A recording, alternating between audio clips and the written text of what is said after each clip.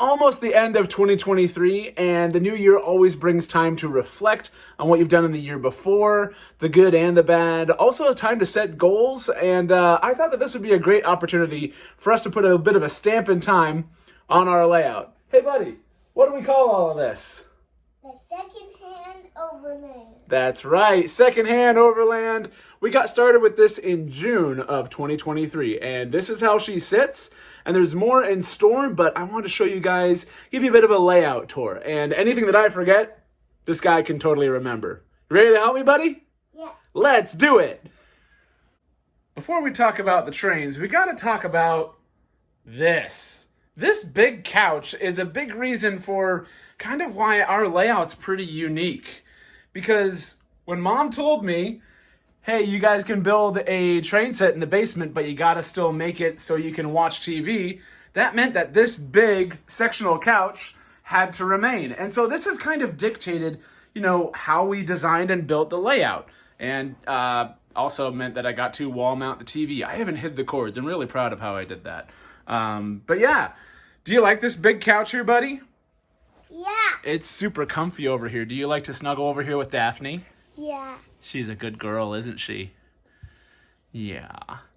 Like to snuggle over here in the blankets and watch stuff and eat breakfast on that ottoman looking thing. There's a bunch of blankets stored in there. But yeah, this is kind of the headquarters. It's kind of the most comfortable layout in the world because of this. And I like it.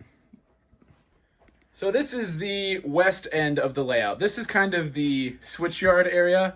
And before we talk about the train portions over here, we got to go underneath. Because this is all storage. And this has actually been really useful for the Secondhand Overland because this isn't just train storage. This is storage for all sorts of other stuff. It's kind of like a second attic almost under there. We've got boxes for Christmas decorations and other stuff that we're not using, things that we're eventually going to donate that he's outgrown kind of stuff. But then up here, you wouldn't know it's all under there because you got this nice, big, awesome Switchyard layout thing. And we haven't used fake grass like the really nice stuff. It's all just this carpet stuff, which is fine with me. And I've gotten a lot of questions as to why we haven't done like, you know, rock ballast and stuff around these. As you can see, this dude likes to play around the edges of the table. So I wanted to make sure that we still made it safe to play on and it wasn't easy to screw up. But pretty much everything from the tracks on in, he kind of can't reach with the exception of these little manual switches over here.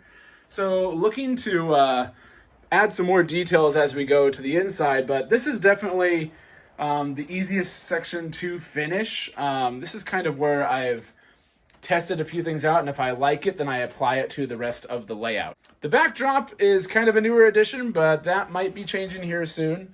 But these buildings here are all wired in. They're all Menards. Some of them are used, some of them are new that I just got on sale, but they've actually been really nice. I'm hoping to expand on the details that they've added here because I certainly didn't make these nice little bushes and the little guys and stuff like that. And the Menards buildings actually make for a really affordable way to add detail to your layout without knowing what you're doing. So this side wouldn't be Switchyards without some switches, but you'll notice they're all manual switches. And we started out on carpet, and so these have just been transferred up here. I originally planned to actually replace these switches with electronic ones. And just never got around to it because secondhand switches are really expensive anyway. So these have done just fine. And we can still reach them from the edge here. Hey, little assistant, Mr. Dude. Can you grab one of those switches and show them how you can reach them? Yep. So we can still get to them pretty easily. And they're 036, so they're tight, but all of our trains can still navigate it. So this section's kind of the transitional section where we are pretty tight between the couch and the wall there, and it's just the two-way traffic coming around the backside here. And then along over here to this area where we have a bunch of transformers and extra trains and rolling stock and stuff. This is originally where I stored our overflow cars, but we kind of ran out of room in here pretty quickly.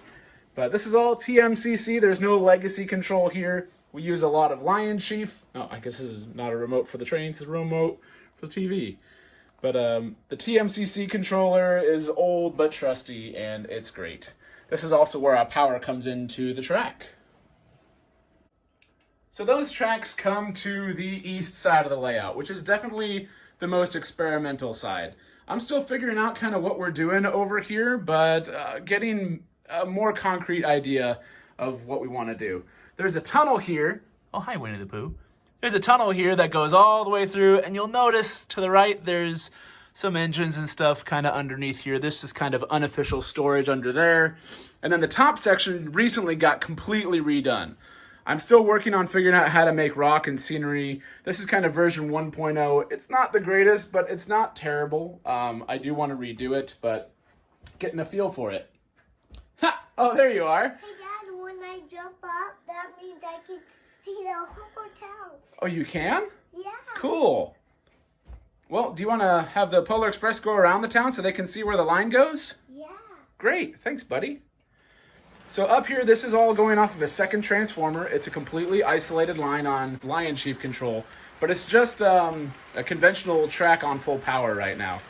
This bridge actually has a cutout underneath it where I do plan to do like a little waterfall type deal. Believe it or not, the Christmas stuff, as great as it looks, is not permanent. This is hopefully going to be a kind of variable scene that we can change as the seasons change. But I want to make rock wall and then a waterfall, kind of pretty much everything on this side of the line be permanent and everything on the inside of the line be the display kind of area. What do you think of that, pal? Good. Did I forget anything on this side of the line that you want to show them? No. Oh, I did pretty good, huh? Yeah. All right. There's Santa, too. Yep, there's Santa up here, there's reindeer. All of these decorations are from my wife's mom, so it's really special that we have them here. Wife? Yeah, your mom is my wife. Did you know that? No. Oh, learn something new every day. So that's our layout. As you can tell, we're kind of limited in space down here. There's 48 turns on both turnaround sections. And if I went any wider on that, there'd be no access to the couch area here in the middle. So that would be a no-no because then we wouldn't be able to sit down and watch TV and hang out.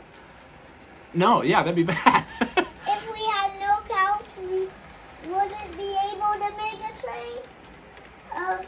We wouldn't be able to watch TV. That's right. So Secondhand Overland is what it is, and I'm kind of fine with that because by not getting gigantic scale, super expensive trains, we've also managed to save a lot on cost.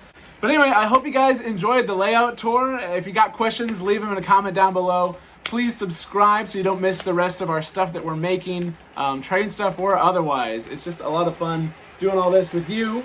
So, yeah? I just got one that it's getting a little bit. It is? Just a little. Well, then we better wrap up the video. So, can we thank them for watching? Thank you for watching our video. All right, we'll see you guys on the next one. Yep. Bye. Bye. Bye.